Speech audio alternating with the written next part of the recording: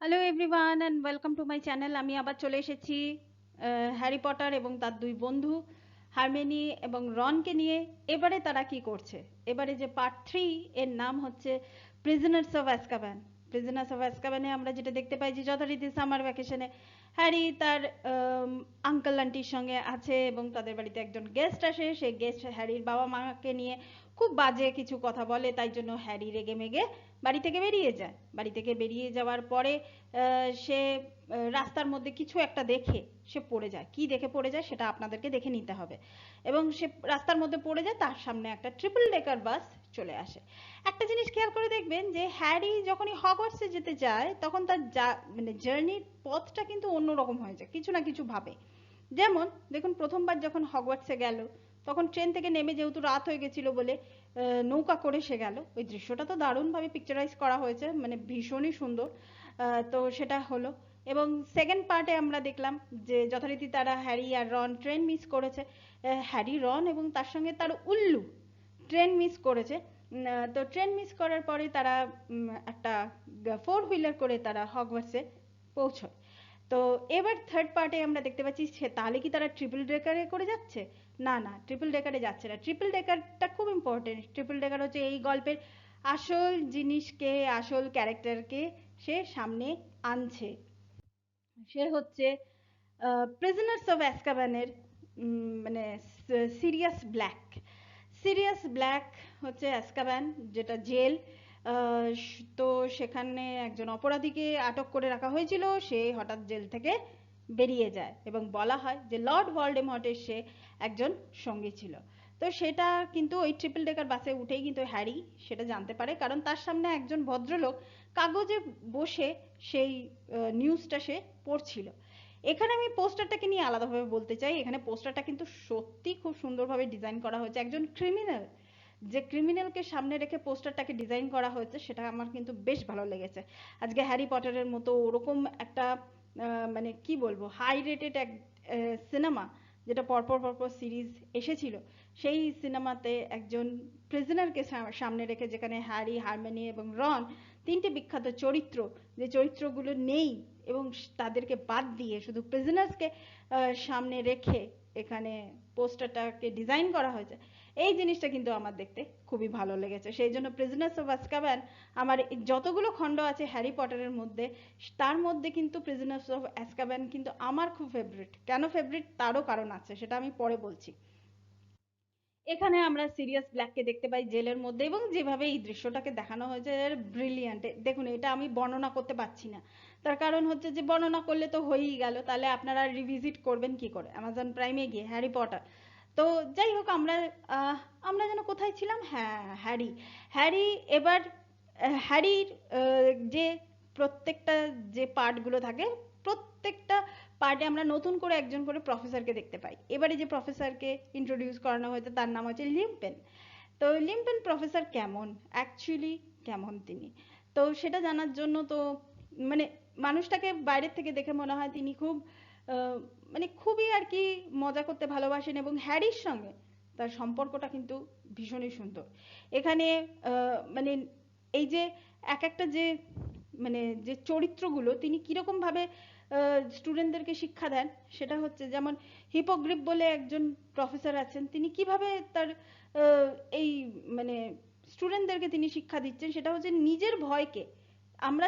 আমরা প্রত্যেকটা মানুষই কিছু না কিছু জিনিসকে আমরা ভয় পাই। কেউ কোনো ইনসেক্টসকে ভয় পায়, কেউ কোনো মানুষকে ভয় পায়, কেউ কোনো ঘটনাকে ভয় পায়, অতীতের কোনো ঘটনাকে সে ভয় পায়। প্রত্যেকটা জিনিসের মধ্যেই কিন্তু এই ভয় জিনিসটা কিন্তু আমাদের থাকে কোনো না কোনো জিনিসে। তার মানে আমাদের মধ্যে একটা লিমিটেশন আছে, সেটা কিন্তু এই পার্টে বলে দেওয়া হয়েছে। এবং ভয়টাকে কমিকের মতো করে দেখানো, যেটা ভয়, যে জিনিসটাকে আমার লোকের সামনে আনতে ভয় লাগছে, সেই জিনিসটাকে তুমি কমিক অ্যাঙ্গেলে দেখিয়ে দাও, তাহলে কি হচ্ছে, তোমার ভয়কে জয় করা হয়ে যাবে। প্লাস কমিক অ্যাঙ্গেল মানে হচ্ছে কিছু শ্রেণীর মানুষ ওটাকে কিন্তু সাপোর্ট করবেই করবে, সেটাকে যদি সঠিকভাবে দেখানো হয়, প্রেজেন্ট যদি করা হয়। তো সেই সিনটা যেভাবে ডিজাইন করা হয়েছে, সেই সিনটা কিন্তু ভীষণ সুন্দর। এখানেও কুইডিচ ম্যাচ আছে। আমি কুইডিচ ম্যাচের আলাদা করে কোনো মানে সিন আমি আর এবারে দিলাম না, কোনো পোস্টার আমি দিলাম না, ছবি, কারণ কুইডিচ ম্যাচটা একই একঘেয়ে হয়ে গেছে। আর এখানে শুধু তফাৎটা হচ্ছে অন্য দুটো এপিসোডের থেকে এই এপিসোডটার মধ্যে তফাৎ হচ্ছে এখানে কুইডিচ ম্যাচ বৃষ্টিতে খেলা হয়েছে, এবং এখানে হ্যারি পটার যে সে উন্ডেড হয়ে গেছিল। এইখানেই কিন্তু হারমিনি এবং রন এদের দুজনের চরিত্রের কিন্তু গুরুত্বটা এই পার্ট থেকে কিন্তু বেড়ে যায়। এখানে রন এবং ড্রেকো ম্যালফয় এই দুটো চরিত্র কোনোদিন বনে না, কোনো দিন না, কোনো ক্ষেত্রে এদের দুজনের বনে না। এবং ড্রেকো ম্যালফয় মানে হারমিওনিকে যোগ্যই মনে করে না যে সে ভালো একজন ম্যাজিশিয়ান সে হতে পারে, এবং যথারীতি তাকে নিয়ে তার রক্তকে নিয়ে মানে ওদের ব্লাড নিয়ে, মানে ব্লাড মানে এখানে রক্ত মানে ওই রক্ত না যে মানে ওই যে সঠিক ম্যাজিশিয়ানের ফ্যামিলি থেকে সে বিলং করছে কিনা সেই সব নিয়ে ওকে বারবার করে টন্ট মারে। তো এখানে একটা সিন দেখাচ্ছে যে হারমিনি কিন্তু ম্যালফয়কে কি, হারমিনির মাথাটা গরম ছিল, ম্যালফয়কে গিয়ে না নাকে একটা ঘুষি মেরেছে। মানে আমার সিনটা দেখতে না দারুণ মজা লেগেছে, বিলিভ মি। তো যাই হোক, এখানে আমার এই সিনটা বেশ ভালো লেগেছে। এখানে মানে হারমিনি এবং রন এদের দুজনের চরিত্রটার এস্টাবলিশমেন্টটা কিন্তু আমার বেশ ভালো লেগেছে। হ্যাঁ, তারপর আমরা যেটা দেখতে পাচ্ছি রন এবং হারমিনির মধ্যেও কিন্তু ঝগড়াঝাটি কিন্তু লেগেই আছে, মানে ওদের মধ্যে তো সর্বক্ষণই ঝগড়াঝাটি থাকবে। আপনারা যারা হ্যারি পটার দেখেছেন তারা জানবেন যে এদের দুজনের মধ্যে ঝগড়াঝাটি সর্বক্ষণই লেগে থাকে। এবং মানে দুজনের মাঝখানে এসে হ্যারি এসে সবসময় তাদেরকে সামাল দিচ্ছে। তো এই ধরনের জিনিস তো হতেই থাকে। এখানে একজন প্রফেসরকে যেটা দেখানো হয়েছে সেটা হচ্ছে ট্রিলোমি বলে একজন, ট্রিলোমি না ট্রিলোনি এরকম একটা কিছু নাম হবে, যদি নামটা ভুল হয়ে গিয়ে থাকে তাহলে কারেকশন করে দেবেন। তো ট্রিলোনি বলে একজন প্রফেসর ছিলেন, তিনি ভবিষ্যৎ দেখতে পারতেন। তিনি হারমিওনিকে বলে দিয়েছিলেন যে ভবিষ্যৎ দেখার ক্ষমতা তোমার হাতে নেই, মানে তুমি ভবিষ্যৎ দেখতে পারবে না। তো সেই হিসাবে হারমিনি এই সিনটাতে হারমিনি খুব রেগে গেছিল। এখানে কিন্তু হারমিনিকেই ফোকাসে রাখা হয়েছে, ডিরেক্টর তাকেই ফোকাসে রেখেছে। হারমিনি খুবই রেগে গেছিল, এবং সে যে ওই যে কাঁচের একটা বলের মতো থাকে না, সেই বলটাকে লিটারেলি সে ডিস্ট্রয় করে দিয়েছিল। ডিস্ট্রয় করে দিয়ে সে ওখান থেকে রেগে মেগে বেরিয়ে গেছিল। আসলে এই সিনটা আমি একটু মানে পরে বললাম, এই সিনটার পরেই ওর ড্রেকো ম্যালফয়ের সঙ্গে দেখা হয়েছিল, এবং রাগের চোটে সে নাকে ঘুষিটা মেরে দিয়েছিল। মানে সেই জন্যই আর কি সিনটা একটু আগে পরে হয়ে গেল।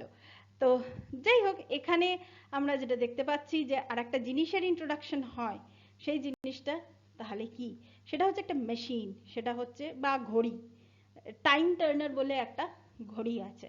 সেই ঘড়ি ইন্ট্রোডাকশন হয়, কিন্তু কেন সেই ঘড়িটার ইন্ট্রোডাকশন হয়, আমরা যেটা জানতে পারি যে এমন কিছু ঘটনা ঘটে এই পুরো মানে সিনেমাটাতে, এমন কিছু ঘটনা ঘটে যার ফলে হ্যারি কোনো কারণে আহত হয়ে পড়ে, এবং পরবর্তীকালে তাদেরকে কোনো ঘটনাকে পরিবর্তন করার জন্য ওই টাইম টার্নার মেশিনটাকে ব্যবহার করা হয়। টাইম টার্নার মেশিনের বৈশিষ্ট্যটা কি, সে অতীতে গিয়ে সমস্ত জিনিসপত্র ঠিকঠাক করে আবার বর্তমানে ফেরত চলে আসতে হবে, এবং একটা নির্দিষ্ট সময়ের মধ্যে, এবং নির্দিষ্ট সময়ের মধ্যে সেটা কি হ্যারি আর হারমিনি গিয়ে কি পারবে না পারবে না, এটাই হচ্ছে আসল, মানে আসল হচ্ছে গল্পটা। তো এবার এই ধরনের জিনিসগুলো কেন করা হয়, এইগুলো আমাদের সামনে পরিচালক, বা আমি পরিচালকের কথা বাদ দিই, জেকে রাউলিং কেন আমাদের সামনে দিয়েছেন, কারণ আমাদের কোনো কিছু কিছু জিনিস আছে না, খুব ভেবেচিন্তে কাজ করা উচিত, খুবই ভাবনা চিন্তা করে কাজ করা উচিত। এই যে আমরা সব যে বলি না যে সত্যি কথা যখন খুশি বলা যায়, 24 ঘন্টার মধ্যে 24 বার বলা যায়, আপনি কখন সত্যি বলবেন কখন বলবেন না সেটা ভাবনা চিন্তা না করেই সত্যি কথা বলা যায়, ব্যাপারটা কিন্তু সেটা নয়। ব্যাপারটা হচ্ছে যে সত্যি ডেফিনেটলি সবসময় বলা যায়, সত্যি 24 ঘন্টার মধ্যে 24 বারই বলা যায়, কিন্তু সবসময় একটা মোড়কে বলতে হয়। ওই সত্যিটাকে বেধড়ক হয়ে ওরকম ভাবে সত্যিটাকে বলা, এখানে একটা দেখার ব্যাপার আছে। আপনি কাকে মিত্র করছেন সেটা ইম্পর্টেন্ট নয়, কাকে শত্রু বানাচ্ছেন সেটা বেশি ইম্পর্টেন্ট। কিছু কিছু ক্ষেত্রে সেই জিনিসটা ইম্পর্টেন্ট হয়ে যায়। আর আমাদের কাছে হ্যারি পটার, হারমিনি বা রনের মতো তো আমাদের কাছে টাইম টার্নার নেই বা কোনো ম্যাজিক স্টিক নেই যে আমরা অতীতে গিয়ে সেই জিনিসটাকে আবার ঠিকঠাক করে আবার বর্তমানে চলে আসবো। কারণ এই ধরনের বেধড়ক সত্যি কথা বললে অনেক সময় সে তো এফেক্টেড হচ্ছেই, তার আশেপাশের লোকেরাও কিন্তু এফেক্টেড হয়। এখানে যেমন হ্যাগ্রিড এফেক্টেড হয়েছিল, তো এফেক্টেড কিন্তু হয়, মানে অসন্তুষ্টির কিন্তু একটা জায়গা চলে আসে। তো সেই জন্য সত্যি সবসময় একটা মোড়কের মধ্যে বলতে হয়।